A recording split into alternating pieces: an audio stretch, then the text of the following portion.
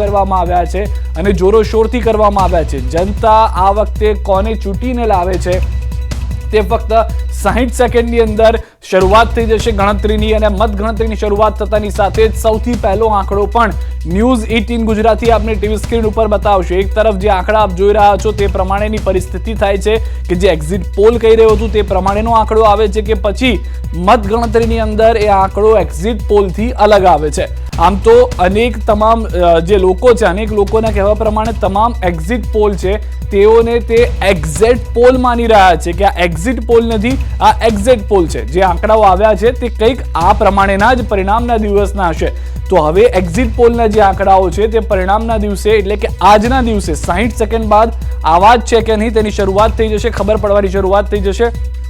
અને જેમ જેમ ઈવીએમ ખુલવા લાગશે, કારણ કે સ્ટાર્ટિંગના જે 10-15 મિનિટ 20 મિનિટનો સમય હોય છે ત્યારે મતગણતરી જે થતી હોય છે તે બેલેટ પેપરની થતી હોય છે। તો શું બેલેટ પેપર પ્રમાણે જ ઈવીએમ પણ ખુલી રહ્યા છે?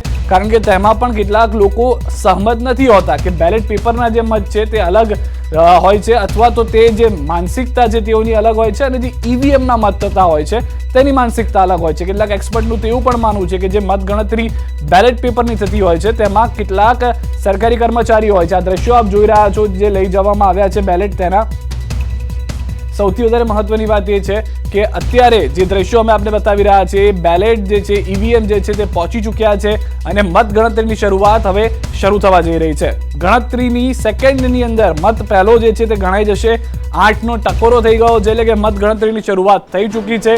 કઈ પાર્ટી ક્યાં છે, કોણ આગળ ચાલી રહી છે એ તમામ વસ્તુઓ હવે ટૂંક સમયમાં જાણવા મળી જશે। જે વલણ છે તે વલણ આવવાની શરૂઆત થઈ જશે। પહેલું ખાતું કોણ ખોલાવે છે, આમ આદમી પાર્ટી કે ભાજપ પોતાની શરૂઆત કરે છે વલણમાં આગળ જવાથી તેની